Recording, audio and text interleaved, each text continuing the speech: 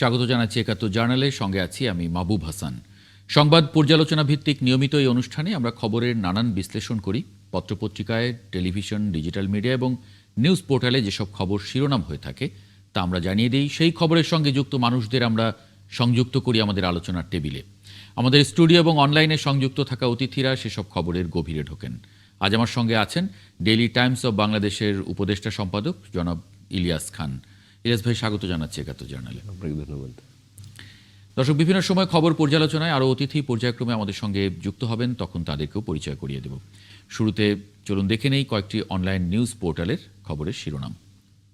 শুরুতেই প্রথম আলো, ডেইলি স্টার ও ছায়ানটে হামলা, সরকারের নীরবতা ছিল বিস্ময়কর, আনু মোহাম্মদ।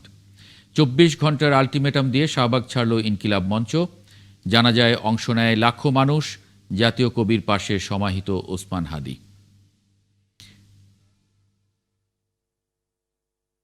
বাংলা ট্রিবিউন, গ্রিস উপকূলে বাংলাদেশি সহ ৫ শতাধিক আশ্রয় প্রার্থী উদ্ধার, হাদির হত্যাকারীদের গ্রেফতারে ২৪ ঘন্টার আলটিমেটাম, অশ্রুসিক্ত ভালোবাসায় চিরবিদায় নিলেন হাদি। বিডিনিউজ24.com, ফেরি থেকে ধলেশ্বরীতে ট্রাকসহ ৫ যান, নিখোঁজ ১। ভোট ৩ বাহিনী প্রধানের সঙ্গে সিইসির বৈঠক রোববার। ঢাবিতে শেখ মুজিব ও ফজিলাতুন্নেসা হলের নাম বদলের দাবি ডাকসুর। এ ছিল এই মুহূর্তের সংবাদ শিরোনাম অনলাইন নিউজ পোর্টালগুলোর। ইলিয়াস ভাই, আজকে সারাদিনই সবচেয়ে বড় ঘটনা শরীফ ওসমান হাদির দাফন এবং তার আগে জানাজা, সব ঘিরে লাখো মানুষের সমাগম এবং খুবই অশ্রুসিক্ত আবেগময় একটা বিদায় হয়েছে ওসমান হাদির। একটু মন্তব্য শুরুতে। মন্তব্য এটি তো আমাদের সবার জন্য খুব বেদনাদায়ক এবং কোনো তরুণ নেতা, তরুণ কেন, কোনো বয়োজ্যেষ্ঠ নেতাও এত সম্মান এই ভূখণ্ডে খুব কম পেয়েছেন।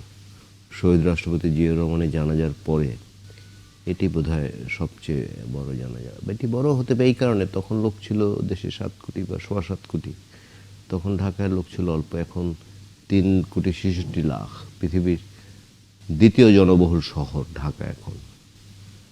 তো মানুষ শ্রদ্ধা জানিয়েছে, মানুষের আর এত ভালোবাসা খুব বেশি কেউ পেয়েছে বলে আমার মনে হয়। এবং তাকে যে সম্মান করা হয়েছে, শেষ পর্যন্ত তাকে দাফন করা হয়েছে বিদ্রোহী কবি কাজী নজরুল ইসলামের সমাধির পাশে। আপনি দেখেছেন তিনি কিন্তু বিদ্রোহী কবিতাটি খুব চমৎকার করে, বিদ্রোহী যেভাবে হওয়া উচিত সেভাবেই তিনি এবং অনেক তরুণকে তিনি স্বপ্ন দেখেছেন গণতন্ত্র উদ্ধারের জন্য, গণতন্ত্র সুরক্ষার জন্য, মানবাধিকার সুরক্ষার জন্য। যদিও ওসমান হাদির মৃত্যুর পরে কিছু ঘটনা ঘটে যেটা ছিল অনাকাঙ্ক্ষিত। গণমাধ্যমে হামলা করা হয়েছে, সায়নারে হামলা করা হয়েছে, উদয়চিতে হামলা করা হয়েছে, এগুলো ছিল দুর্ভাগ্যজনক। আমরা এটা প্রত্যাশা করি না। আমি যেটি বলতে চাই, হাদি আমাদের যে মেসেজ দিয়ে গেছে, তিনি বিগত স্বৈরাচার বিরোধী আন্দোলনে কিন্তু সম্মুখ সারির একজন নেতা ছিলেন।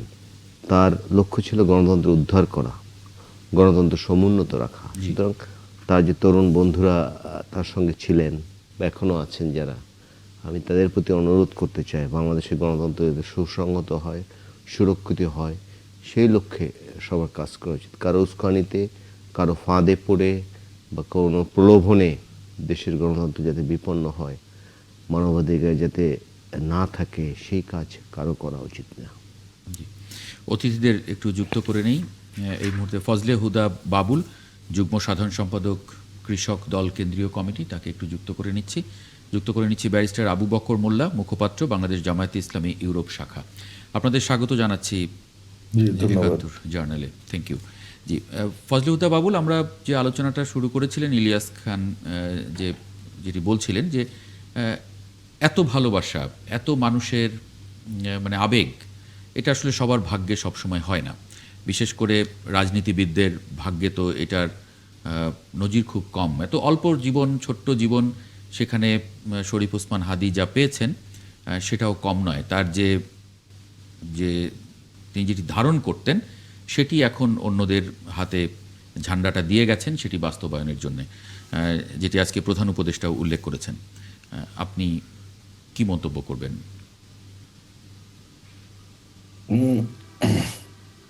ইলিয়াস ভাইকে সালাম, আমার বিশ্ববিদ্যালয়ের বড় ভাই, প্রবীণ সাংবাদিক। মন্তব্য করবার আসলে অপশনটা খুবই কম এখানে। বিষয়টা বেদনাদায়ক। বেদনাদায়ক এ কারণেই যে এমন না যে শুধু হাদি মারা গেছে এ কারণেই না। আপনি খেয়াল করে থাকবেন, হাদি কবিতা আবৃত্তি করতেন, হাদির লাইব্রেরি ছিল। এই জেনারেশনের আমার কিছু বড় বড় কোম্পানির সাথে যোগাযোগ আছে আমার পূর্বের কর্পোরেট লাইফের কারণেই। আমি একটা কোম্পানির গ্রুপ সিএফও ছিলাম, আমি একইজের সিও ছিলাম। সেই হিসেবে কর্পোরেট অঙ্গনে মোটামুটি আমাকে লোকজন চেনে। তো সেখানে অনেকেরই চাঁদা নেওয়ার কথা শোনা গেছে। আমি পুলিশকে জিজ্ঞেস করেছি, কর্পোরেট অঙ্গন থেকে আমি জানি হাদি কিন্তু আর্থিকভাবে সৎ ছিলেন। হাদি কবিতা আবৃত্তি করতেন। হাদি ম্যাডাম খালেদা জিয়াকে নিয়ে দোয়া করতেন। হাদি বিএনপিকে নিয়ে সমালোচনা করতেন। হাদি সত্যভাষী ছিলেন। হাদি কিন্তু বুঝছেন যে হাদিকে এই সমাজ একদিন রাখবে না। এই জন্য হাদি বলে গিয়েছেন যে আমি যদি না থাকি, আমাকে যদি মেরে ফেলা হয়, বিচারটা যেন হয়। কিন্তু এখন বিচারের চেয়ে আবেগ বেশি দেখানো হচ্ছে, বিচারের চেয়ে মব বেশি ক্রিয়েট করা হচ্ছে, বিচারের চেয়ে অবিচার বেশি হচ্ছে। আমি যে দলটা করি, এ দলটা সবসময় মুক্ত চিন্তা, মুক্ত বুদ্ধি, মুক্ত গণমাধ্যমে বিশ্বাস করে। আপনার শিশির ভট্টাচার্যের গল্পটা জানেন। আমাদের দেশে উদীচী থাকবে, আমাদের দেশে ছায়ানট থাকবে, আমাদের দেশে প্রথম আলো থাকবে, আমাদের দেশে ইনকিলাবও থাকবে, আমাদের দেশে সংগ্রামও থাকবে, আমাদের দেশে দিনকালও থাকবে, আমাদের দেশে বাংলার বাণীও থাকতে পারত। সেটাই বিএনপির রাজনীতি। বিএনপির রাজনীতিটা হচ্ছে মানুষের মত প্রকাশের স্বাধীনতা দেয়া। কিন্তু আজকে যেসব মব সৃষ্টি করা হচ্ছে, এতে কি হাদিকে সম্মান জানানো হচ্ছে? হাদিকে সম্মান কিন্তু সৃষ্টিকর্তা আল্লাহ দিয়ে দিয়েছেন, তার জানা যায় লাখো মানুষ। হাদি কিন্তু আমাদের কাছে অনুকরণীয় একজন মানুষ হয়ে থাকবে। আমি যখন আরেকটা টেলিভিশন চ্যানেলে, আমি ঢাকা ছিলাম পরশু রাতে, আমি যখন টকশোর অন্য টপিক নিয়ে টকশোতে আমি বিশ্ববিদ্যালয়ে বিতর্ক করতাম, আরেকজন বিতর্কিক আব্দুল নূর তুষার, ওনার সাথে উনি আমার বড় ভাই হবেন, 2-1 বছর সিনিয়র হবেন। উনি মেডিকেলে পড়তেন কিন্তু বিতর্ক করতেন, উনি ডিবেট ফেডারেশনের সভাপতি ছিলেন। তো তুষার ভাইকে আমরা বড় সিনিয়র বিতর্কিক হিসেবে মানি। তুষার ভাইয়ের সাথে যখন টক শো, তো আমি বললাম যে বিষয় কি, কারণ তুষার ভাই সিনিয়র। তো বললো বিষয় এইটা। তো আমি গেলাম, বসতেই উনি বললেন যে, আমার ডাকনাম বাবুল, উনি জানেন, বাবুল কি হচ্ছে দেশটাতে, কি হবে, আমরা কি নিরাপদ? মানুষের বাক স্বাধীনতার প্রতিষ্ঠার জন্য কিন্তু আমরা 17 বছর কথা বলতে পারিনি। আমরা 17 বছর আমাদের নিজের মতকে ব্যক্ত করতে পারিনি। আমরা যদি এখন অন্যদের মতকে গলা টিপে ধরি, মব জাস্টিস করি, তাহলে কিন্তু মব জাস্টিস না, এটা মব ভায়োলেন্স। এটা মব ভায়োলেন্স। জি ভাই, জি ভাই, এটা মব ভায়োলেন্স হচ্ছে এটা। জি, আমাদের কিন্তু দেশটা ভালো হতে হবে। যে গণতন্ত্রের জন্য আমরা 17 বছর যুদ্ধ করেছি, ইলিয়াস আলীকে আমরা হারিয়েছি, জানি আলমকে হারিয়েছি, শত শত বাচ্চারা তাদের বুকের রক্ত ঢেলে দিয়েছে 24-এ। জি, আমি একটু ব্যারিস্টার আবু বকর মোল্লার কাছে একটু যাই। আমরা আলোচনাটা শুরু করেছি, আপনার মন্তব্যটাও একটু জানবো। প্রধান উপদেষ্টা আজকে বলেছেন যে আমরা তোমার কাছে ওয়াদা করতে এসেছি, তুমি যা বলে গেছো সেটি যেন আমরা পূরণ করতে পারি। ব্যারিস্টার আবু বকর মোল্লা। হ্যাঁ, ধন্যবাদ। অত্যন্ত ভারাক্রান্ত হৃদয়ে আমরা হাদির মৃত্যু পরবর্তী আজকে টকশোতে কথা বলছি। একজন বাংলাদেশি হিসাবে, একজন রেসপন্সিবল সিটিজেন হিসাবে এবং জুলাই আন্দোলনের একজন সক্রিয় কর্মী হিসাবে আমি অত্যন্ত স্যাডেন্ড, ভারাক্রান্ত। সাথে সাথে হাদির রুহের মাগফিরাত কামনা করছি এবং আগামী দিনের নতুন বাংলাদেশ নির্মাণে হাদি যে সত্যিকার জুলাই চেতনা, বাংলাদেশ চেতনা অনুসরণ করতেন, তা বাস্তবায়ন করতে চাইতেন, যে চেতনাতে তিনি বিশ্বাস করতেন, সেই চেতনা যেন বাস্তবায়ন করা হয় এবং হাদির খুনিদের সত্যিকার বিচার যেন হয়। যে উদ্দেশ্যে হাদিকে খুন করা হয়েছে সে অপচেষ্টা যেন বাস্তবায়িত না হয়, তার চেষ্টা যদি আমরা করি সকলে মিলে, তাহলে হাদির প্রতি আমাদের সত্যিকার শ্রদ্ধা জ্ঞাপন করা হবে। এবং হাদি যে উদ্দেশ্যে জীবন দিয়ে গেলেন, একটি নতুন উন্নত বাংলাদেশ, স্বাধীন বাংলাদেশ, মর্যাদাবান বাংলাদেশ, সেই বাংলাদেশ যদি আমরা প্রতিষ্ঠা করতে পারি, তাহলেই আজকে পুরো বাংলাদেশ যেভাবে হাদির ভালোবাসায় রাজপথে নেমে এসেছে তা সার্থক হবে। বাট হাদির মৃত্যুটি একটি উদ্দেশ্যজনক পরিকল্পিত ষড়যন্ত্রের অংশ হিসাবে তাকে শহীদের মৃত্যুর দিকে ঠেলে দেওয়া হয়েছে। যারা নির্বাচন চায় না, যারা একটি স্বাধীন বাংলাদেশ চায় না, যারা চায় না বাংলাদেশের মানুষ তাদের ভাগ্যের নির্মাণ করুক নিজেরাই, তারা বাংলাদেশের জনগণকে পিছিয়ে দেওয়ার অংশ হিসাবে, গণতন্ত্রকে পিছিয়ে দেওয়ার অংশ হিসাবে, নির্বাচনকে বানচালের অংশ হিসাবে, বাংলাদেশকে একটি ভঙ্গুর রাষ্ট্র হিসাবে দেশে বিদেশে প্রতিষ্ঠা করার অংশ হিসাবে হাদিকে হত্যা করেছে নির্মমভাবে, দিনে দুপুরে।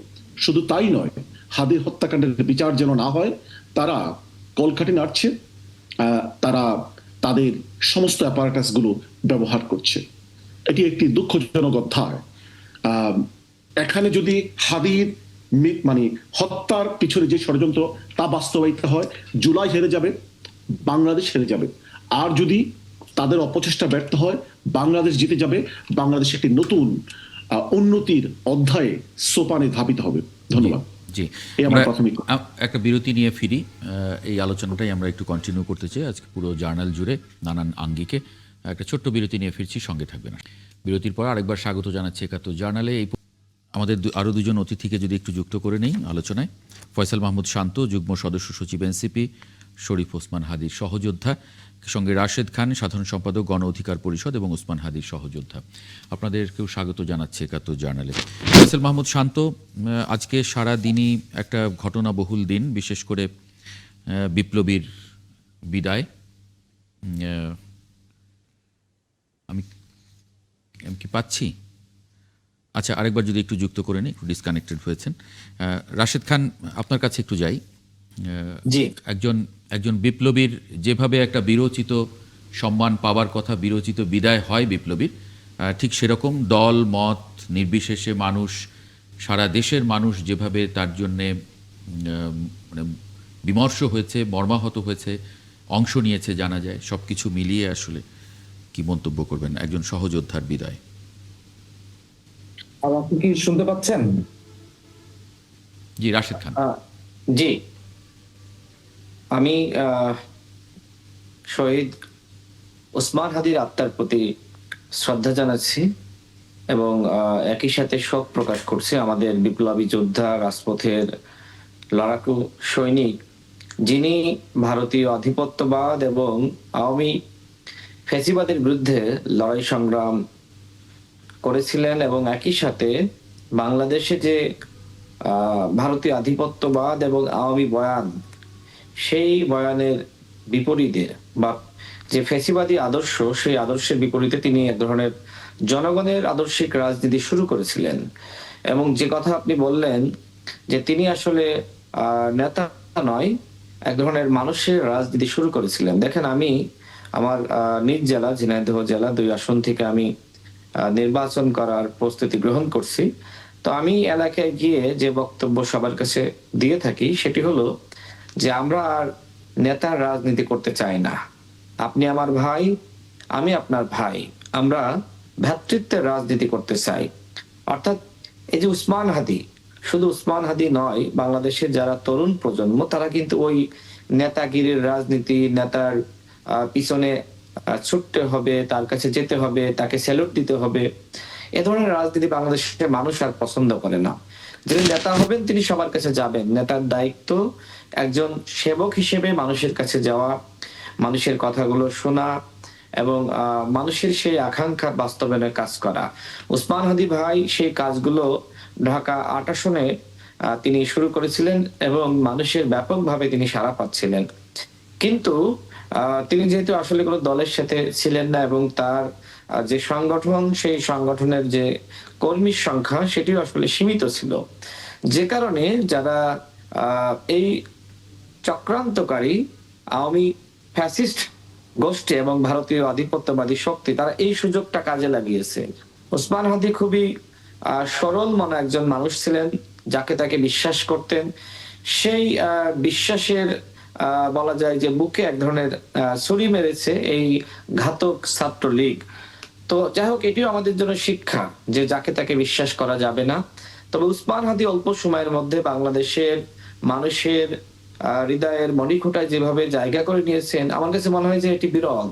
বাংলাদেশে দ্বিতীয় কাউকে দেখাতে পারবেন না। এবং গণ অভ্যুত্থানের পরে যখন আসলে এই জুলাইয়ের চেতনাকে এক ধরনের বেচা বিক্রি করা হচ্ছিল, জুলাইকে ব্যবহার করে ধান্দাবাজি, চান্দাবাজি, টাকা কামানো, গাড়ি বাড়ি নানান কিছু হয়েছে, সেখানে এই জুলাইকে আঁকড়ে ধরার জন্য এবং জুলাইয়ের চেতনা সারা বাংলাদেশে ছড়িয়ে দেওয়ার জন্য তিনি ইনকলাব মঞ্চ গঠন করেছিলেন। অর্থাৎ উসমান হাদি আমাদের সেই সেবক যিনি আসলে জুলাইয়ের চেতনা সারা বাংলাদেশে তিনি আসলে ছড়িয়ে ছিটিয়ে দিচ্ছিলেন, যেটা মানে একটা ৭১ আইকনিক পরে আসলে ভুল একটা হয়েছে। আইকনিক ক্যারেক্টার হয়ে উঠছিলেন এবং জি, জি। খুব সহজভাবে মানুষের সঙ্গে মেশা, সহজভাবেও যে দলটা গড়ে তোলা যায় বা একটা মানুষের সঙ্গে মিশে যাওয়া যায়, সেটা তিনি খুব অল্প সময়ের মধ্যে তিনি দেখিয়েছেন।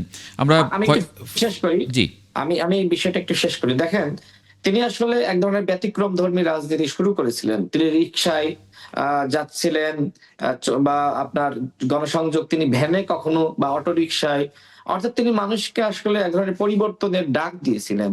কিন্তু আমার কাছে আসলে অত্যন্ত খারাপ লাগছে যে এই যে পরিবর্তনের আহ্বান যে যখন জানায় তাকে আসলে এক ধরনের হত্যাকাণ্ডের শিকার হতে হয়। সেটি শহীদ প্রেসিডেন্ট জিয়াউর রহমান, তার ক্ষেত্রেও কিন্তু একই ধরনের ঘটনা ঘটেছে। তো উসমান হাদি যেখানে জুলাইয়ের অনেক বড় বড় নেতারা যেখানে তাদের নিয়ে নানা ধরনের বিতর্ক, অভিযোগ, অনুযোগ, সেখানে একজন উসমান হাদি তিনি কোনো সমন্বয়ক ছিলেন না। একদম মানে জুলাইয়ে অংশগ্রহণকারী একজন কর্মী বা একজন সদস্য বলা যায়, কোনো নেতা ছিলেন না।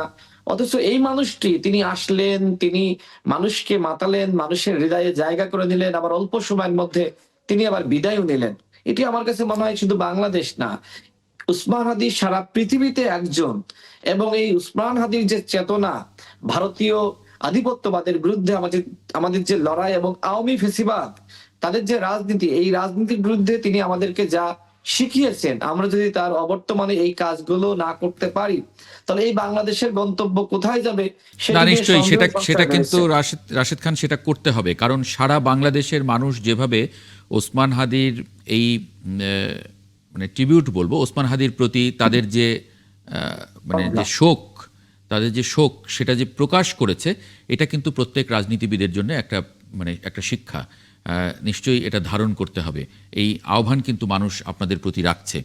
ফয়সাল মাহমুদ শান্ত, আমরা যে আলোচনায় ছিলাম সেই জায়গায় আপনার একজন সহযোদ্ধা। বিপ্লবীর বিদায় যেমন হয়, লাখ লাখ মানুষ যেরকম অশ্রুসিক্ত নয়নে বিপ্লবীকে বিদায় দেয়, ঠিক সেরকম একটা একটা ট্রিবিউট তিনি পেয়েছেন ওসমান হাদি। কি বলবেন? ধন্যবাদ জানাচ্ছি এবং দর্শক শ্রোতা যারা দেখছেন, সমালোচক যারা আছেন, আসলে ওসমান হাদি আমাদের যেই পরিস্থিতিটা দিয়ে গিয়েছেন, আসলে সেটা বলে আসলে মানে বলার মতো ভাষা নাই। আমার একটা জায়গা হচ্ছে আমাদের মনে রাখতে হবে, ওসমান হাদি আমাদের একটা চিত্র দেখিয়ে গিয়েছেন যে যদি বিপ্লব জনমানুষের আকাঙ্ক্ষাকেও ধারণ করতে পারে, তাহলে তার জন্য তার অনেক বড় পরিচয়, অনেক বড় দল, অনেক বড় সংগঠন, অনেক কোটি কোটি টাকা কিংবা ৩০-৪০ বছর রাজনীতি এটা করার প্রয়োজন নাই।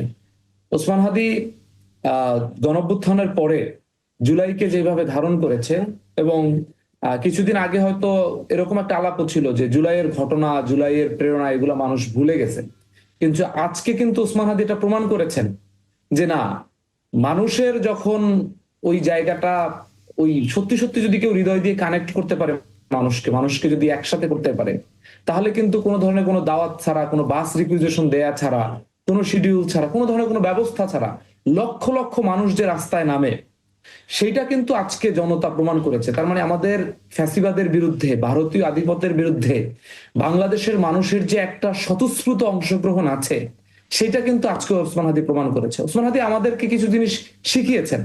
আমরা হয়তো, রাশেদ ভাই কিছুটা বলেছেন যে আমরা হয়তো ছোট ছোট ইস্যুতে, ছোট ছোট স্বার্থে আমরা বিভাজিত হয়েছি। আমরা জুলাইয়ের বড় বড় আকাঙ্ক্ষার জায়গা থেকে ক্ষুদ্র ক্ষুদ্র একটা সিট, একটা পদ পদবি, একটা ব্যবসা, এইরকম জায়গায় এসে ঠেকেছি।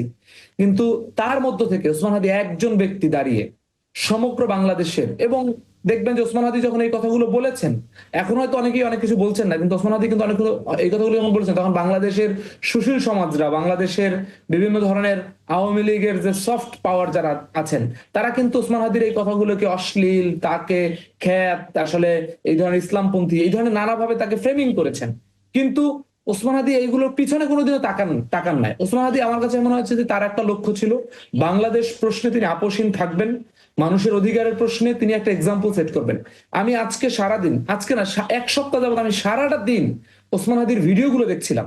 ওসমান হাদির সাথে যে আলাপগুলো হচ্ছিল, হোয়াটসঅ্যাপে আমাদের সাথে চ্যাটিং গুলো হয়েছিল, আমরা একসাথে নাগরিক কমিটিতেও ছিলাম নাগরিক পার্টি হওয়ার আগে, তো আমার সাথে অনেক কথা হতো ভাইয়ের। তো আমরা যে আলাপ আলোচনা গুলো দেখছিলাম, আমি কেন জানি আমার বারবার মনে হচ্ছিল যে 1.5 বছর যাবত ওসমান হাদি মরার জন্যই তৈরি হচ্ছিলেন। তার প্রত্যেকটা বাক্য যেন আপনাকে আমাকে একটা মেসেজ দেয়, এই জাতিকে একটা মেসেজ দেয়। তো এই মেসেজ গুলো আমার কাছে মনে হয়েছে, যেমন নজরুল অল্প বয়সে তিনি অল্প লিখে তিনি বাকরুদ্ধ হয়ে গিয়েছিলেন, তিনি আর লিখতে পারেন নাই, বলতে পারেন নাই, তার পাশে আজকে ওসমান হাদি শুয়ে আছেন। এই ওসমান হাদি মাত্র 93 সালে জন্মগ্রহণ করেছেন। যারা অনেকে এই বয়সে রাজনীতি শুরু করেন কিংবা ছাত্র রাজনীতি শেষ করেন, সেরকম একটা সময়ে তিনি বাংলাদেশের সকল রাজনীতিবিদের মধ্যে একটা দৃষ্টান্ত তৈরি করতে পেরেছেন, এবং সেই দৃষ্টান্ত আমাদের, যারা আমরা আগামীতে যারা বেঁচে থাকবে 10 বছর, 30 বছর, 20 বছর রাজনীতি করবে, তারা প্রত্যেকে যদি 20 বছর ওসমান হাদিকে স্টাডি করে, ওসমান হাদির এই 1-1.5 বছরের কথাগুলোকে যদি তারা অ্যানালাইসিস করে, প্রত্যেকটা এক একটা মেসেজ হবে, এবং এক একজন রাজনীতিবিদের এক একটা ধারা উন্মোচিত হবে। জি, কিন্তু ফিরবো আপনার কাছে। আমি যেটা বলছি শেষ করে একটা বাক্যে, সেটা হচ্ছে যে আমরা হয়তো আবারও আপনার মতো এরকম একটা টকশোতে হয়তো আবার দুঃখ করব যে ওসমান হাদিকে আমরা যেমন জীবন্ত অবস্থায় ধারণ করতে পারি নাই, ওসমান হাদি মরে যাওয়ার পরে কিছু দিন পরে হয়তো আবার ওসমান হাদির যে মেসেজ, সেগুলোকে আমরা ভুলে যাব। কিন্তু আমরা প্রত্যাশা করি যে রাজনীতিবিদদের মধ্যে সকল বিভেদ, প্রতিযোগিতার বাইরে ভারতীয় আধিপত্যের বিরুদ্ধে, বিদেশি আধিপত্যের বিরুদ্ধে বাংলাদেশের প্রশ্নে ওসমান হাদির যে লড়াই, সেই লড়াইটা যেন আমরা জারি রাখতে পারি। জারি রাখি। ইলিয়াস খান, আমরা 4 জনের বক্তব্যই শুনলাম। 4 জন রাজনীতিবিদ, তারা যেভাবে একই ভাষায় একইভাবে কথা বলেছেন, তারা খুব অল্প জীবন, ক্ষুদ্র একটা জীবন, রাজনৈতিক জীবনটাও খুব ছোট, কিন্তু 32 তার বয়স হয়েছিল। হ্যাঁ, 33 বছর বয়স, কিন্তু খুব মেসেজ তিনি নাড়া দিয়েছেন, এবং তিনি নাড়া পুরো দিয়েছেন 18 কোটি রাজনীতিটাকে। মানুষকে নাড়া দিয়েছেন। মানে সে তার এই রাজনৈতিক জীবন, এবং তার সবাই ফিল করছেন যে এভাবেও রাজনীতিবিদ হয়ে ওঠা যায়, সেই জায়গায় আসলে তিনি আসলে একদম গণমানুষের নেতা পরিণত হয়েছেন, এবং সাধারণ মানুষ যেটি ভাবে সেটি তিনি বলেছেন। ধরুন, গত 15.5 বছর যে দুর্নীত শাসন চলেছে, গণতন্ত্রহীনতা, মানবাধিকার ছিল না, মানুষকে অত্যাচার নেই, গুমঘর ছিল, ব্যাংক ডাকাতি, সব লুটপাট হয়েছে। কিন্তু আমাদের একটি প্রতিবেশী দেশ অত্যন্ত দুর্ভাগ্যজনকভাবে আওয়ামী লীগ যা করেছে সব কিছু সাপোর্ট করেছে। যদিও এখন তারা ইনক্লুসিভ নির্বাচনের কথা বলে, কিন্তু ডামি নির্বাচন, রাতের ভোট, বিনা ভোট যখন হয়েছে, কিছু কিন্তু বলেনি। বাট এখন তারা অন্তর্ভুক্তিমূলক নির্বাচন, যাই হোক, বিভিন্ন প্রসঙ্গ। তো মানুষের মধ্যে ক্ষোভ ছিল, ব্যাপক ক্ষোভ ছিল, কিন্তু গুম হওয়ার ভয়ে, মারা যাওয়ার ভয়ে, কোর্টের বারান্দায় দৌড়াদৌড়ির ভয়ে অনেক কিছু বলতে পারেনি, আধিপত্যবাদের বিরুদ্ধে কথা বলতে পারেনি। কিন্তু এই ওসমান হাদি একজন ক্যাপ্টেনের মতো, অনেকেই ভাবছেন, যেমন জুলাই যোদ্ধা যারা বা অন্যান্য যারা দেশপ্রেমিক যারা, তারা ভারতের বিরুদ্ধে, কিন্তু হাদি খুব কঠিন ভাষায় বলেছে, জীবনের ঝুঁকি নিয়ে বলেছে বারবার। প্রতি শব্দে, একটু আগে যিনি শান্ত বললেন যে প্রতি শব্দে, প্রতিটি লাইনে তিনি দেশপ্রেমের কথা বলতেন। তরুণরা উদ্বুদ্ধ হয়েছে। এই এত যে তরুণ এসছে, এটি কোনো রাজনৈতিক কারণে আসেনি, তাকে ভালোবেসে এসছে। তিনি দেশের পক্ষে ছিলেন, গণতন্ত্রের পক্ষে ছিলেন, মানুষের মুক্তির পক্ষে ছিলেন। সেই জন্য আজকে মানুষগুলো এসছেন। চারজনই যেটি বলেছেন, মূল কথা ওইটাই। তিনি অন্য যা কিছু করেছেন, বাট 5 তারিখের পরে বিশেষ করে তিনি কিন্তু ভারতীয় আধিপত্যবাদের বিরুদ্ধে কথা বলেছেন খুব সোচ্চারভাবে। তার শির ছিল উন্নত। তিনি যে কবিতাটি আবৃত্তি করেছেন, নিশ্চয়ই আমার যারা আলোচক আছেন তারাও দেখেছেন, আপনি দেখেছেন, এবং অনুষ্ঠান যারা দেখেছেন, একদম বলতে যা বোঝায়, বলো বীর চে উন্নত মমশির, কিন্তু আমার মতো করে বলেননি তিনি, তিনি প্রকৃত বীরের মতো করে বলেছেন। তো এইসব কারণে, আর এখন তো ধরুন আপনি কি বলছেন, আপনি কি ভাবছেন, এগুলো কিন্তু মুহূর্তের মধ্যে মানুষ জেনে যেতে পারে। আগে কিন্তু এই সুযোগটি ছিল না। যেমন আপনি কোনো একটি স্বপ্ন দেখছেন, আপনি ফেসবুকে লিখে দিলেন, সঙ্গে সঙ্গে হাজার হাজার লোক দেখে ফেললেন, কানেক্ট করতে পারে। আচ্ছা, এরকম কি মনে হয় যে মানে জীবিত হাদির চাইতে মৃত হাদি আরো বেশি বড়, আরো বেশি তার নিশ্চয়ই, কাজগুলো নিশ্চয়ই, সামনে নিয়ে আসে? কারণ এখন নিশ্চয়ই। মানুষ অনুভব করছে, তিনি যেগুলি বলছিলেন ওই সময় হয়তো মানুষ বিশ্বাস করেনি বা কানেক্ট করতে পারেনি, এখন কিন্তু সেগুলি খুব সহজে কানেক্ট করতে মানুষ, পারছে। এবং তিনি তো আশঙ্কা প্রকাশ করেছিলেন সবসময়। আমরা গত কদিন ধরে গণমাধ্যমে কল্যাণে দেখেছি যে তাকে মেরে ফেলা হতে পারে, সেই আশঙ্কাটা তিনি কিন্তু করতেন। এবং আরেকটি কথা বলেছে যে তিনি একজন সহজ সরল মানুষ ছিলেন। আসলেই যে কিলার পর্যন্ত যাকে চিহ্নিত করা হয়েছে, তিনি কিন্তু তার সাথে দীর্ঘদিন ছিলেন। পরে আমি ভুলে যাব, এই সুযোগে আমি একটু বলে রাখি, এই যে কিলার, তিনি ছাত্রলীগের একজন নেতা, হয়তো থানা পর্যায়ের, আমরা যেটা দেখেছি। তিনি একটি দোকানে বা একটি ব্যবসা প্রতিষ্ঠানে গিয়ে 17 লক্ষ টাকা লুটপাট করেছে, এবং 2টি অস্ত্র তিনি সেখানে দেখিয়েছেন, যে কারণে অস্ত্র এবং টাকা সহ পুলিশ তাকে ধরেছিল। খুব কষ্ট হয়, হয়তো সবারই মানবাধিকার আছে আমরা বলি, কিন্তু তিনি হাইকোর্টে গিয়ে জামিন পেয়ে গেলেন। একজন অস্ত্রধারী, আমি জানি না আইনের কি, আমাদের একজন ব্যারিস্টার আছেন, একজন অস্ত্রধারী যাকে একদম অস্ত্রসহ ধরা হয়েছে, তিনি কি হঠাৎ করে কিভাবে অল্প দিনের মধ্যে জামিন পেয়ে যান? এই প্রশ্নটি কিন্তু আমি রাখছি, কারণ আমরা দেখেছি বিভিন্ন সময়ে এ ধরনের সন্ত্রাসীরা অ্যারেস্ট হয়ে গেলেন, কিছুদিন জেল খাটলেন, আবার তারা বেরিয়ে আসলেন, এবং বড় বড় আইনজীবীরা তাদের পক্ষে দাঁড়িয়ে যায়। এটি তো হওয়ার সুযোগ নেই। হয়তো আমাদের যিনি ব্যারিস্টার আছেন, মোল্লা ভাইকে একটু জিজ্ঞেস করি, ব্যারিস্টার আবু বকর মোল্লা, এই প্রসঙ্গটা যদি একটু মন্তব্য করেন, ইলিয়াস ভাই যেটা বললেন। ধন্যবাদ। দেখুন, যেই অপরাধের কারণে উনি গ্রেপ্তার হয়েছেন, যদি আইন তার নিজস্ব স্ট্রাকচার ফলো করে, নিজস্ব গতিতে চলে, তাহলে তার জামিন হওয়াটি তার অপরাধের সাথে সামঞ্জস্যপূর্ণ নয়, তার সহজে জামিন হওয়ার কথা নয়। এখানে অন্য কোনো ফ্যাক্টর কাজ করেছে, যেই কারণে ওনার জামিনটিকে নিয়ে ইলিয়াস সাহেব যে প্রস্তুতি তুললেন, এই প্রস্তুতির যৌক্তিকতা রয়েছে। রাজনৈতিক মানে আইনের স্বাভাবিক গতিতে এই অপরাধের সাথে সামঞ্জস্যপূর্ণ হয়নি তার জামিনটি, সে সহজ জামিন পাওয়ার কথা নয়। এখানে ইন্টারফেয়ারেন্স হয়েছে, যা কাম্য নয়। এটি দুঃখজনক। আমি এ ব্যাপারে শুধু এতটুকুই বলবো। জি, ফজলে হুদা বাবুল।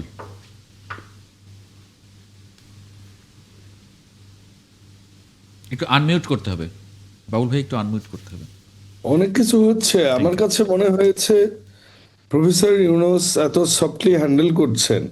আমাদের অনেক অস্ত্র লুট হয়েছে জুলাই আন্দোলনের পর, অনেক দাগী আসামিরা বের হয়েছে, এদের কোনো নজরদারি নেই, অস্ত্র উদ্ধার নেই।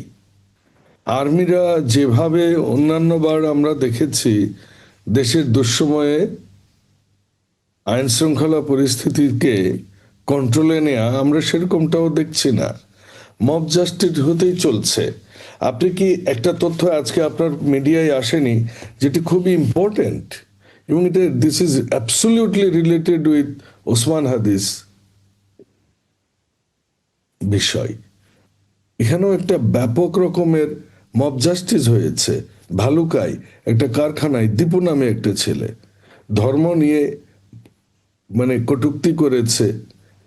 এটা সঠিক বা ভুল বা কি বলেছে, কেন বলেছে, সে তো বিচার আছে, আইন আছে, আদালত আছে। তাকে কারখানার ভিতরের কোনো এক লোক বাইরে খবর দিয়েছে, বাইরে থেকে লোকজন এসে যখন কারখানায় হামলা করেছে, তখন কারখানার লোকজন তাকে বাইরে ওই লোকজনের কাছে ঠেলে দিয়েছে এবং তারপর তাকে মেরে মেরে ফেলা হয়েছে। শুধু তাই নয়, তাকে রাস্তায় নিয়ে আগুন দিয়ে পুড়িয়ে মারা হয়েছে। সো মানবিক মর্যাদাবোধ কোথায়, মানবতা কোথায়?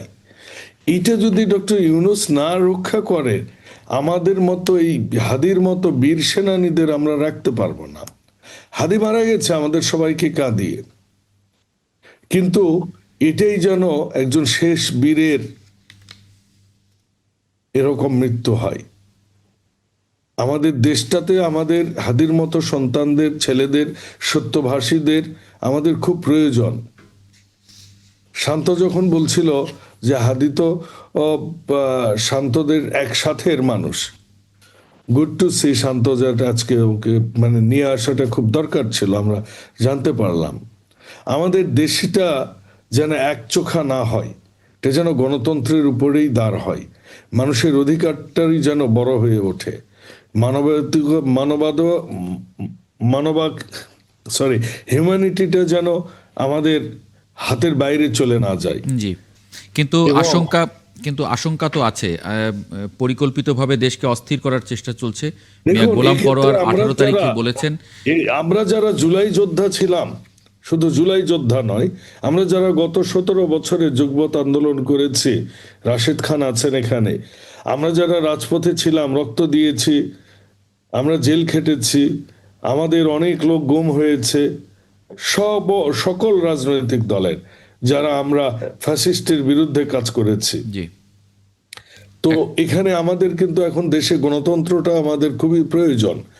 অনেক না, নিশ্চয়ই, বিতর্কের সেই- পরেও কিন্তু গণতন্ত্রই একমাত্র পথ যেখানে জনগণরা তাদের 5 বছর পর পর এক্স্যাক্টলি, আর কোনো রাস্তা তো নেই আসলে। কিন্তু আর কোনো বেটার কোনো রাস্তা কেউ রাস্তা এখনো নেই। বের করতে মিয়া গোলাম পারেনি পরোয়ার কোনোদিন। যেটা বলেছেন যে পরিকল্পিতভাবে দেশকে অস্থির করার চেষ্টা চলছে।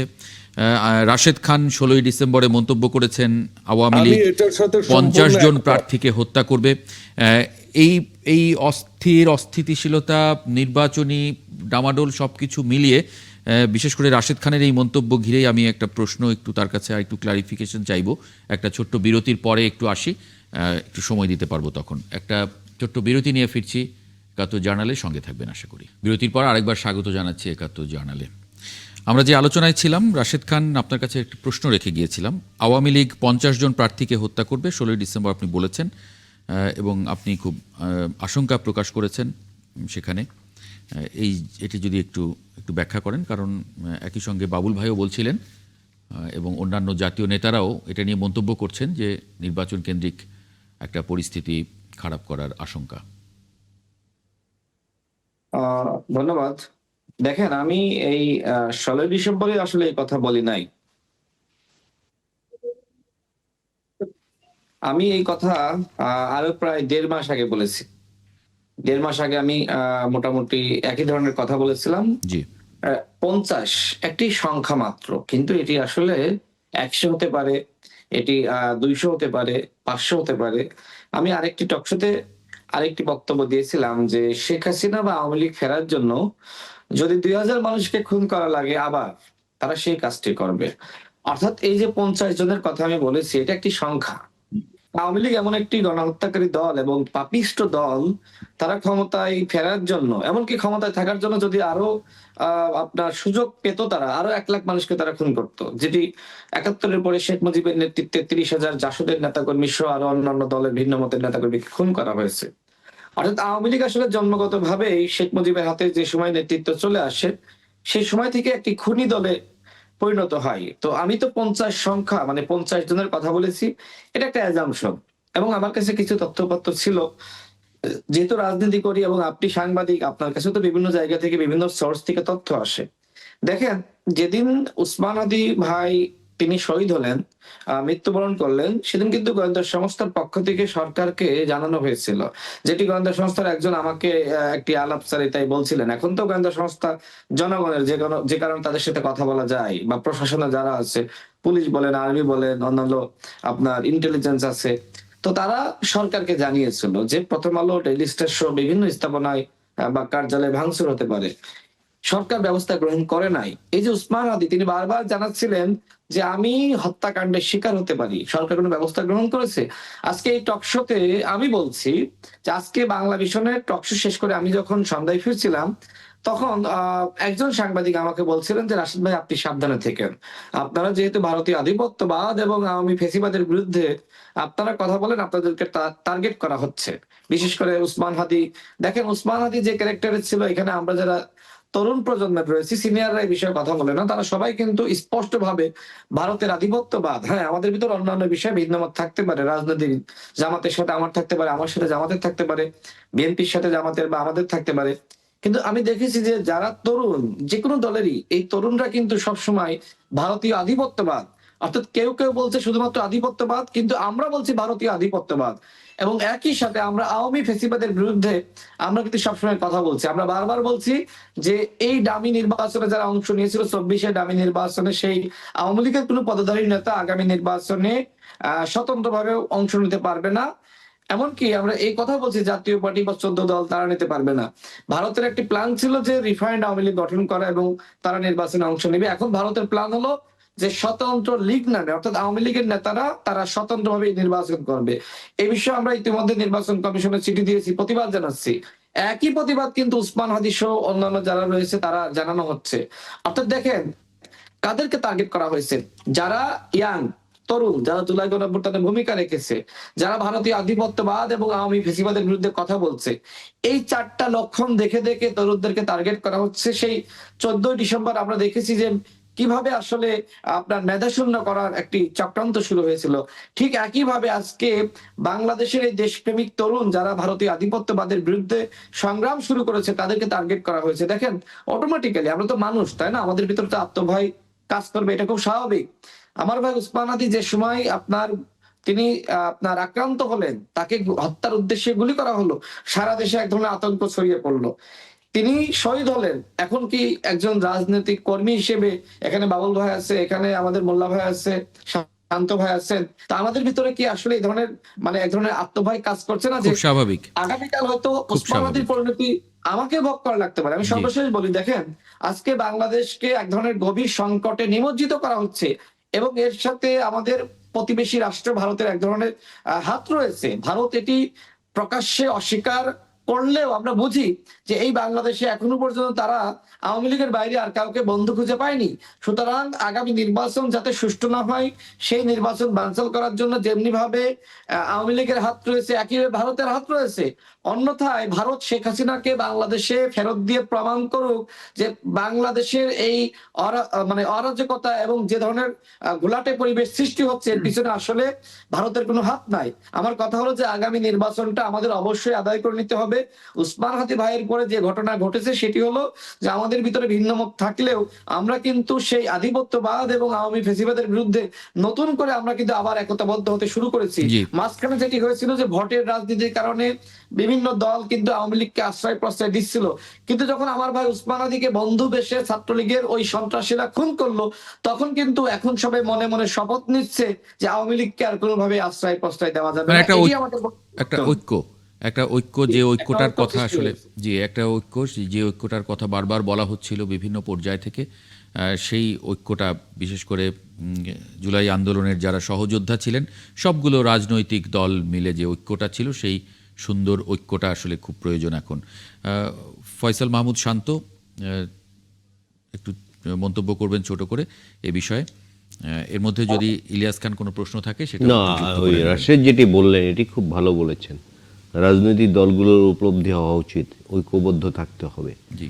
কারণ আওয়ামী লীগের একটি সাজানো বাগান, তারা 15.5 বছর লুটপাট চালিয়েছে, মানুষ গুম করেছে, ব্যাংক লুট করেছে, আর্থিক প্রতিষ্ঠান লুট করে যা ইচ্ছে তাই করেছে, সবগুলো সাংবিধানিক প্রতিষ্ঠানকে ধ্বংস করে দিয়েছে। এসব শুধু করেছিল ক্ষমতায় টিকে থাকার জন্য।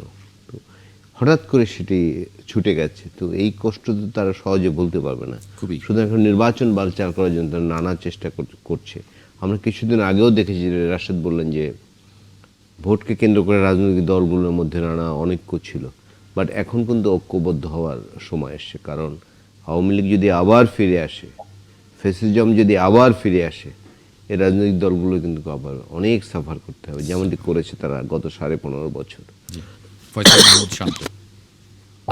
আমি এখানে দুইটা কথা বলতে চাই। একটা হচ্ছে দেখেন, আমাদের যেমন আমি ঢাকা 19 আর সাভার আশুলিয়াতে ইলেকশন করছি, এটা বাংলাদেশের ভোটের দিক থেকে সবচেয়ে বড় আসন। এখন যেটা হয় যে ওখানে এমনিতেই প্রতিদিন সপ্তাহে মানে যে পরিস্থিতি, এতে মানে দুই একজনকে হত্যা করা হয়।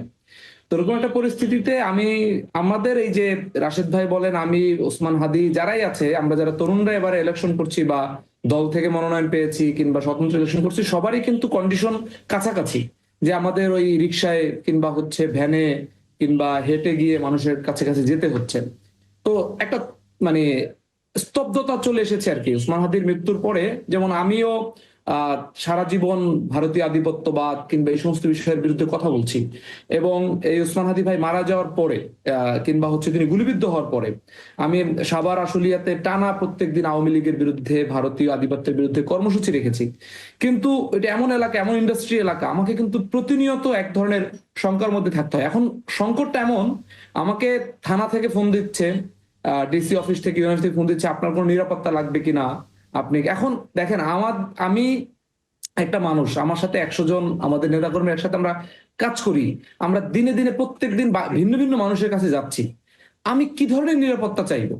আমার পক্ষে তো সম্ভব না শুধুমাত্র ভিডিও বার্তায় কিংবা হচ্ছে একটা মানে বুলেট প্রুফ গাড়িতে করে নির্বাচনী প্রচারণা করা, কিংবা আমাকে যদি সেটা দেয়ও, ওইখানে আমার যে 100 জন নেতা কর্মী কিংবা ওইখানে যারা যারা আওয়ামী লীগের বিরুদ্ধে এই 5 আগস্ট পর্যন্ত সাভার আশুলিয়াতে শত শত শহীদ হয়েছে, সেই পরিবারগুলো, এই প্রত্যেকের নিরাপত্তাটা তো দেওয়া দরকার। কিন্তু আমরা কিন্তু সরকারের মধ্যে কোনো ধরনের কোনো এই অ্যারেঞ্জমেন্টটা দেখছি না। যে এই না, কিন্তু বিপ্লবী- আবার ফয়সাল মাহমুদ শান্ত, এটাও তো কঠিন। মনে করেন আপনার 100 জন কর্মী সমর্থক আছে, এবং এটা কঠিন না, এই কেন কঠিন না আমি এই বলি। 100 জন কর্মী সমর্থকই তো থাকবেন না, এই সংখ্যাটা তো বাড়বে। মানে না, আমি আপনার বলি এটা কঠিন না, আমি হ্যাঁ। বলি এটা কঠিন না, কারণ এটা কর্মী ধরে না। এই জন্য আমি বলছি যে ওই নিরাপত্তা ব্যবস্থাটা ডেভেলপ করতে হবে। ওসমান হাদির ঘটনার পরে মনে করেন পুলিশ এবং প্রশাসন তারা কিন্তু জানে কোন জায়গা থেকে কোন সন্ত্রাসীরা আসেন, কোথায় মাদকের কারবারি হচ্ছে, এইগুলো কিন্তু কানেক্টেড।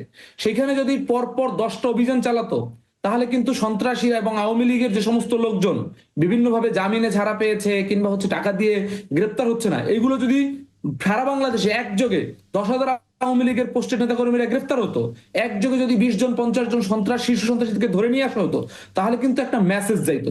এই জন্য আমি বলছি, আমি প্রার্থীকে নিরাপত্তা দিলে কিংবা আমার 10 জন কর্মীকে নিরাপত্তা দিলে, এটা তো আমি চাই না। আমি তো চাই যে আমার আসন, আমার দেশের মানুষ যেন নিরাপদ থাকে। ঠিক। এখন দেখেন ঘটনাটা কোথায় ঘটে, আমি শেষ করছি। সেটা হচ্ছে, এটা একটা এস্টাবলিশমেন্ট, যে এস্টাবলিশমেন্টের বিরুদ্ধে কথা বলার কারণে শহীদ আবরারকে ওরা খুন করেছিল।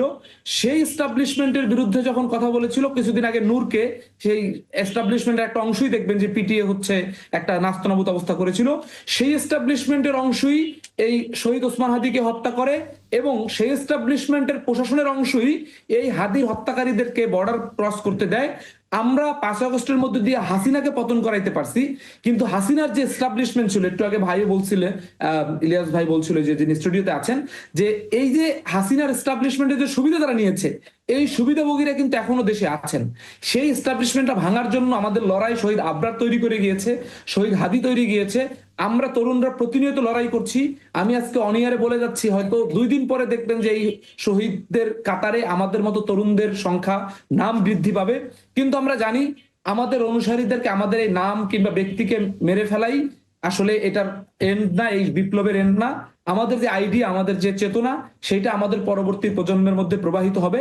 আমাদের মধ্য থেকে, আমাদের সহযোদ্ধাদের মধ্য থেকে কেউ যদি আপোষও করে, আমাদের পুরনো যে রাজনীতিবিদ যারা ছিল, যাদেরকে দেখে, যাদের মুক্তির জন্য আমরা আন্দোলন করছি, তারা যদি কোনো না কোনো ফরমেশনের আবার আপোষও করে, আমরা জীবন দিয়ে লড়াইটা চালিয়ে যাব, এবং আমাদের জীবনের বিনিময়ে, আমাদের রক্তের বিনিময়ে আরেকটা প্রজন্ম আমরা তৈরি করে যাব। এতটুকু শুধু বলতে পারি, আমাদের এস্টাবলিশমেন্ট ভাঙতে হবে।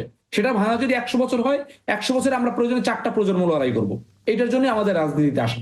জি, ব্যারিস্টার আবু বকর মোল্লা, মানে পরিস্থিতিটা তাহলে কি এমন দাঁড়াচ্ছে যে যেমন যে আশঙ্কার কথা বলছিলেন ফয়সাল মাহমুদ শান্ত, প্রচারণায় একটা ভীতি কাজ করছে। রাশেদ খান বলছিলেন যে একটা তো এটা তো সত্য যে মানুষের তো ভয় কাজ করবেই, কিন্তু আমার প্রশ্নটা হচ্ছে যে এটা আসলে এটাই চেয়েছিল কিনা, বা এরকম যে অস্থিরতার কথা বলা হচ্ছে, যে মানুষের সঙ্গে কানেকশনটা অফ করা, এটা তো খুব স্বাভাবিক। একজন প্রার্থী রাতে দিনে তিনি প্রচারণা চালাবেন, গ্রামগঞ্জে হাঁটবেন, ঘুরবেন, মানুষের সঙ্গে মিশবেন, তার সঙ্গে তার কর্মী সমর্থকরা প্রতিদিন নতুন নতুন কর্মী যুক্ত হবেন, যোগ দেবেন, সংখ্যাটা বাড়তে থাকবে। এটাই তো আসলে নির্বাচনের সৌন্দর্য। নির্বাচনে তো এভাবেই, ঘরে বসে তো আর নির্বাচন মানে করা যাবে না। আবু বকর মোল্লা। জি, আপনি যদি আর একটু সিম্পলিফাই করতেন, আমি কোন বিষয়টা নিয়ে কথা জি, বলবো? না, এই যে ভীতি তৈরি করা, একটা সারা দেশে একটা পরিস্থিতি তৈরি করে একটা ভীতি তৈরি করা, এবং যে ভীতির তৈরির আশঙ্কার কথা যেটি রাশেদ খানও বলছিলেন, একই সঙ্গে শান্তও বললেন যে তিনি এখন আসলে মানে অনেকেই ভয় পাচ্ছেন, তিনি হয়তো ভয় পাচ্ছেন না, কিন্তু নিশ্চয়ই তার পরিবার, তার বন্ধু বান্ধব, তারা সবাই বলছেন মানে পয়েন্ট। দেখুন, ওসমান হাদিকে হত্যার ব্যাপারটি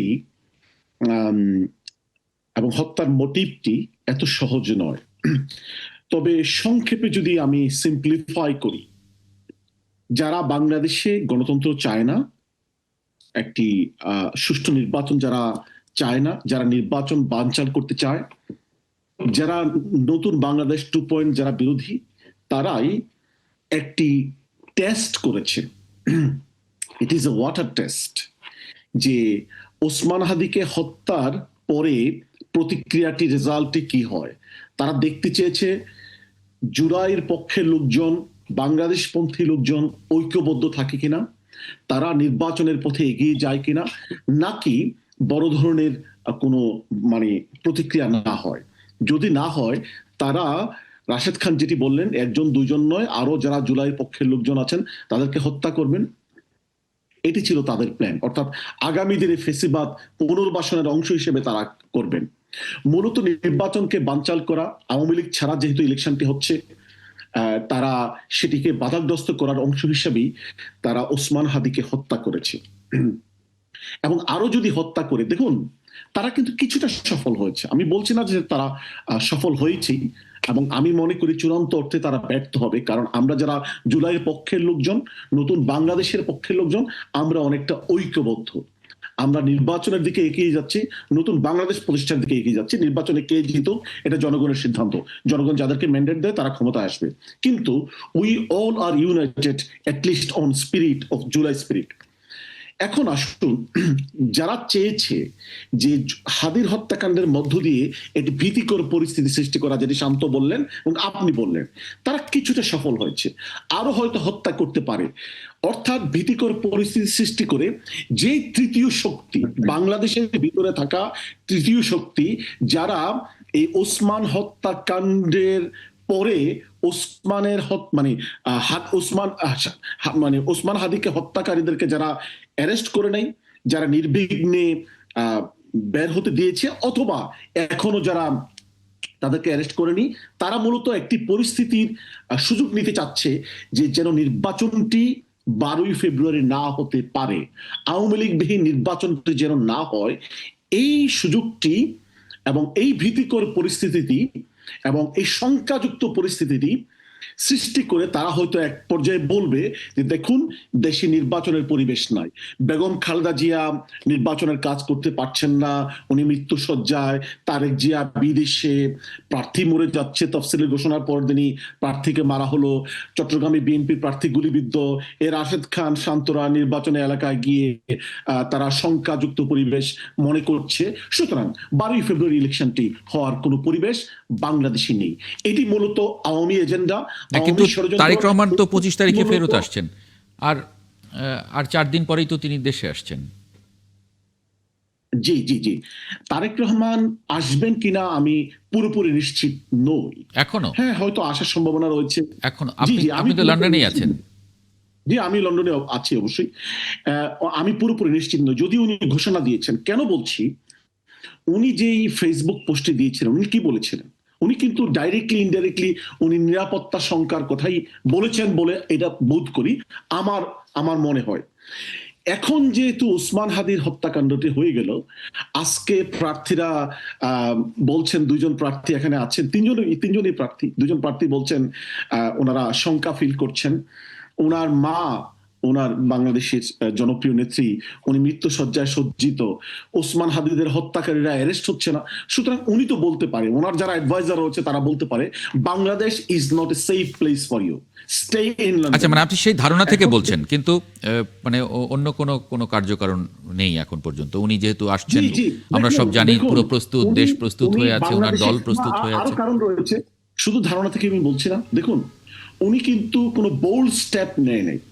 মানে 5ই আগস্টের বিপ্লবের পরে দেশে ফেরত যে ওনার পার্টিকে, দেশকে নেতৃত্ব দেওয়ার জন্য উনি কোনো বোল্ড, সাহসী, ডিসাইসিভ কিন্তু সিদ্ধান্ত নেন নাই। না, এটা যদি এমন হয়, এটা স্ট্র্যাটেজি হয়, যদি মানে ইলেকশনের আগে এসে উনি উজ্জীবিত করে ফেলবেন দেশ, এই স্ট্র্যাটেজিও তো হতে পারে।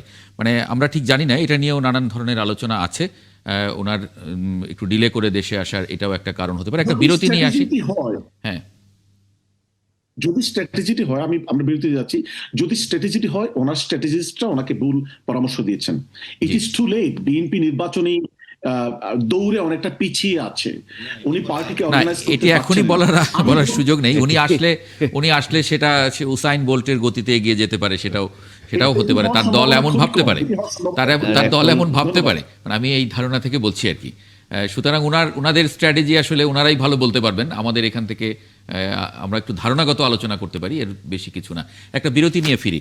দর্শক, একটা ছোট্ট বিরতি নেব। ৭১ জার্নালে সঙ্গে থাকবেন আশা করি। বিরতির পরে আরেকবার স্বাগত জানাচ্ছি ৭১ জার্নালে।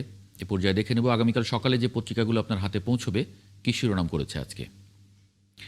যুগান্তর, জানা যায় প্রধান উপদেষ্টা, হাদি তুমি হারিয়ে যাবে না, তোমায় বিদায় দিতে আসিনি। আমাদের সময়, অশ্রুসিক্ত প্রার্থনায় হাদির বিদায়। বণিক বার্তা, প্রাথমিক শিক্ষার মানোন্নয়নে নেই কার্যকর উদ্যোগ, ভবন ও ক্লাসরুম নির্মাণে ৩০,০০০ কোটি টাকার প্রকল্প। দৈনিক ইনকিলাব, হাদির মন্ত্রে আমাদের শির কখনো নত হবে না, প্রধান উপদেষ্টা। সংবাদ প্রতিদিন, অশ্রুসিক্ত ভালোবাসায় চিরবিদায় বিপ্লবী হাদির। Daily Times of Bangladesh, Hadi let to rest beside Kazi Nazrul. আমরা শিরোনাম দেখছিলাম যে পত্রিকাগুলো আগামীকাল সকালে আপনাদের হাতে পৌঁছতে যাচ্ছে, কি শিরোনাম করেছে আজকে। আমি যে আলোচনাটায় ছিলাম সেখানে যদি একটু যুক্ত হই, ফজলে হুদা বাবুল। ফজলে হুদা বাবুল, ব্যারিস্টার আবু বকর মোল্লা যেমন বলছিলেন যে তিনি যে শঙ্কা প্রকাশ করছেন এবং সারা দেশে যে আইন শৃঙ্খলা পরিস্থিতি, সেটা এ বিষয়ে সব আলোচকই মোটামুটি একমত যে আসলে নির্বাচনকে বিঘ্নিত করার চেষ্টা, এই ধরনের আইন শৃঙ্খলা পরিস্থিতি অবনতি বা এই চেষ্টাটা করা, সেই জায়গা থেকে ফজলে হুদা বাবুল। জি, ধন্যবাদ। না, এই কথাগুলোর সাথে আমরা সবাই তো একমত যে এখানে সরকারকে, প্রশাসনকে, পুলিশ এবং আর্মিকে ভূমিকা রাখতে হবে গণতন্ত্রের দ্বার উন্মোচনের জন্যে।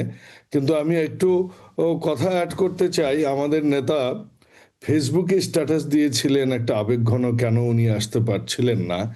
সেটা আমাদের ব্যারিস্টার সাহেবকে খুবই গুরুত্বের সাথে উনি বিবেচনা করেছেন। কিন্তু উনি যখন নিজের মুখে বলেছেন যে আমি 25 তারিখে আসছি, এবং তারপর যখন মোল্লা সাহেব বললেন যে উনি আসবেন না, উনি বোল্ড সিদ্ধান্ত নিতে পারেননি, এই ঠিক কেন যেন আমি গন্ধ পাচ্ছি, একটু আওয়ামী গন্ধ পাই এগুলোর মধ্যে। কারণ আমরা কিন্তু 15-17 বছরে, কোথায় আবু বকর মোল্লা ভাইয়ের মধ্যে মানে আওয়ামী গন্ধ পাচ্ছেন? হ্যাঁ, লেট মি ফিনিশ। আচ্ছা, না উনি না, উনি শুনুক, উনি ওনার কথা বলবেন। আমরা 15-17 বছর বছরে আমরা দেখেছি এই আপনার সময় টিভি, তখনকার 71 টিভি, যে কোনো টিভিতে গেলে আওয়ামী লীগের লোকেরা ঠিক এভাবেই শুরু করতেন। তারেক রহমান এইটা হতে পারবে না, ওনার এটা হতে পারবে না, বিএনপির এই করা উচিত, জোবাইদুর রহমানকে দায়িত্ব, মানে আমাদেরকে নিয়ে অ্যানালাইসিস অনেক বেশি। আমি মোল্লা ভাইকে রিকোয়েস্ট করব, আপনি তো লন্ডনে থাকেন, একজন আইনজীবী মানুষ, ভাই চরকাটাতে তেল দেন ভালো করে, কারণ আমরা চাই আপনারা শক্তিশালী হন। আওয়ামী লীগ, আমি কি এখন বলবো? না না আমি শেষ করিনি তো, এত উত্তেজিত হচ্ছেন কেন ভাই? না না তাই না হয়ে আসবেন। শোনেন, আপনারা বলেছেন বিএনপি দুর্নীতিতে চ্যাম্পিয়ন হয়েছে, ওই সরকারে আপনার মন্ত্রীরা ছিল, তাদের দুর্নীতির ইতিহাস বললে আরব্য রজনী হবে। ভদ্রলোক আমরা এজন্য বলি না অন্যের সমালোচনা, নিজের কথা বলেন না দেখি, বলেন আর না দেখি, আপনারা বলেন। সুযোগ পেলেই বলেন, বাজে কথা আরে বলেন, ভাই ওই বলেন। আওয়ামী আচরণ আমাদের শুরু করেছেন, মন্ত্রীরা ভালো কি হয়ে চুরি যান। করেছে একটু এবং বলুন। আপনি যে কথাটা বললেন না, দেশ জাতি এটা- শুনুক, দেশ আপনি যে জাতি শুনুক। কথাটা বললেন, লেট মি ফিনিশ, আমি আপনার কথায় কোনো বাধা দিইনি। আপনি বাংলাদেশের দিচ্ছি না তো, সবচেয়ে আমি জনপ্রিয় বলতে নেতা বলছি। কিনা কথা আমাদের বলেছেন। দুর্নীতির Who কথা are বলেন you আপনি। to comment about জনাব তারেক রহমান? জনাব তারেক রহমান স্বাধীনতার ঘোষকের সন্তান, জনাব তারেক রহমান এদেশের প্রেসিডেন্টের সন্তান, জনাব তারেক রহমান এদেশের বীর উত্তম। উত্তেজিত হচ্ছেন কেন? আমি জনাব- কি বলেছি? উত্তেজিত হচ্ছেন কেন? হ্যাঁ আমি এভাবেই কথা বলবো তো। আপনি আমার না, নেতাকে উত্তেজিত নিয়ে হবেন এভাবে না। কথা বলেন আপনি কেন? বলেন আমি কি বলেছি? আরে আমি ভাই, ওনাকে আপনি তো নেগেটিভ আওয়ামী স্টাইলের কথা বলছেন। আওয়ামী লীগের সময় ওনার আওয়ামী বিরুদ্ধে আমি লীগকে কিছু ঠিক বলেছি? এভাবে উত্তর না। দিছি, ভয় ওনার করেননি। ব্যাপারে আচ্ছা, আমার মনে হয় বাবুল ভাই, আমি একটু বাবুল- বলতে চাই, মোল্লা ভাই, জি। রাহুল ভাই, মোল্লা ভাই বাবুল, আপনি জি তারেক রহমানকে বাবুল- মন্তব্য করার আগে হ্যাঁ। তারেক রহমান সম্পর্কে একটু জানেন, বুঝেন। আচ্ছা, না, আমি- বাবুল ভাই, বাবুল ভাই, বুঝতে পারছেন? বাবুল ভাই আপনি ব্যক্তিগতভাবে একটু আমরা কি বলেছি? মানে আমরা শোনেন, এই আপনারা আলোচনাটা একটু মুনাফিকি করছেন। আলোচনাটা কিন্তু আমরা কিন্তু আলোচনাই করছি, করছেন। মানে আমরা একজন আরেকজনের মতটা মুক্তিযুদ্ধের নেই। বিরুদ্ধে আপনাদেরও গণহত্যার জন্য বিচার হওয়া উচিত, আচ্ছা, আমি ওই একটু সেই বলতে ক্যাঙ্গারু চাচ্ছি, কোটের বিচার না। একটু আমি একটু বলতে চাই এই বিষয়ে। জি রাশিদ খান, মোল্লা ভাইয়ের কাছে একটু আচ্ছা। পরে আসি, যেহেতু একটু পরিস্থিতি তৈরি হয়েছে।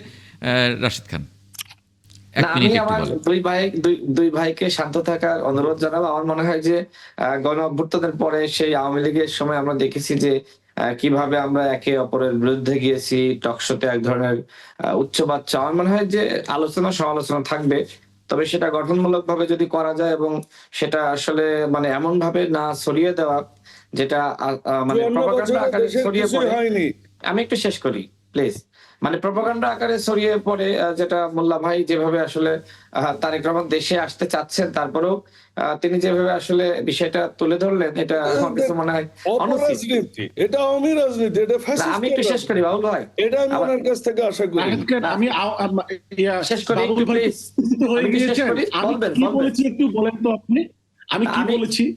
আমি একটু শেষ করি, পরে বলবেন। আর বাবুল ভাই উত্তেজিত হয়েছেন, তা আমার মনে হয় যে এটা এখানে ওইটা থামানো আমাদের উচিত। না, উত্তেজনার আমরা জায়গা। আমার মনে হয় যে এটা শোনেন, নিয়ে সবাই বরং আমরা টিভিতে একটু আলোচনাটা না করি। প্রশান্ত আমরা ভূষণ বড়ুয়া এই আপনারা কথা সবাই বলে আমার খুব দর্শকদের সম্মানিত চলে গেস্ট, এসেছে। জি, আমার মনে হয় আপনারা সবাই আমার খুব এইটা সম্মানিত এখানে গেস্ট। close আমরা করি, আসলে ভাই। এটা এখানে close করি, বরং আমরা ইলিয়াস ভাইকে বরং করি। সিনিয়র হিসেবে ইলিয়াস যে ভাইকে আমি মোল্লা একটু মোল্লা floor দিই। সাহেব যে কথাটাই বলেছেন, নির্বাচনী রাইসে বিএনপি এত পিছিয়ে পড়েছে, আমি যদি ভুল না শুনে থেকে আপনি বলেছেন, এটি আমার মনে হয় অন্য দলের চিন্তা না করে বিএনপি চিন্তা করা উচিত। আজকে এটা আলোচনার বিষয় ছিল না। সম্পর্কে মন্তব্য আরে করা- ভাই, বিএনপি আজকে চিন্তা করা আমার উচিত, বিষয় বিএনপি ছিল না। চিন্তা করলেই ভালো। রিপ্রেজেন্ট করি, আমি মনে করি যে নির্বাচনী দৌড়ে রেসে বিএনপি পিছিয়ে রয়েছে। আমি তো এই ভাই, মন্তব্য আপনি করতে পারি। সাংবাদিক না। আরেক না। দেশ সম্পর্কে আমার কোনো নেগেটিভ মন্তব্য নয়। বাবুল ভাই কেন একটু খেপেছেন? আমি জানি না কেন ওনাকে খেপেছেন উনি। ওনাকে একটু সময় দেই, আমি এক মিনিট কারণ উনি আপনি একটু আমার ক্লারিফাই করতে নেতা দিই। সম্পর্কে কি বলেছি আমি?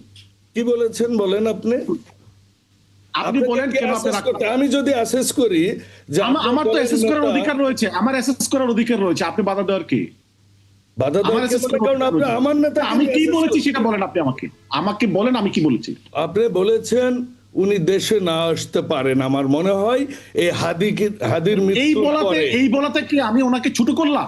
আমি অবশ্যই ছোট করেছেন, অবশ্যই ছোট করেছেন। আচ্ছা, ঠিক আছে, এটা আমি এই আলোচনাটা আমার মনে হয় যে এখানেই একটু শেষ করি। ওনাকে ছোট এই করেছেন, একটু শেষ করি, ওনাকে প্লিজ ছোট প্লিজ করেছেন, বাবুল ভাই, সময় থেকে বাবুল ভিন্ন ভাই, আলোচনায় যেতে পারেন, আমার হুদা মনে বাবু, হয়।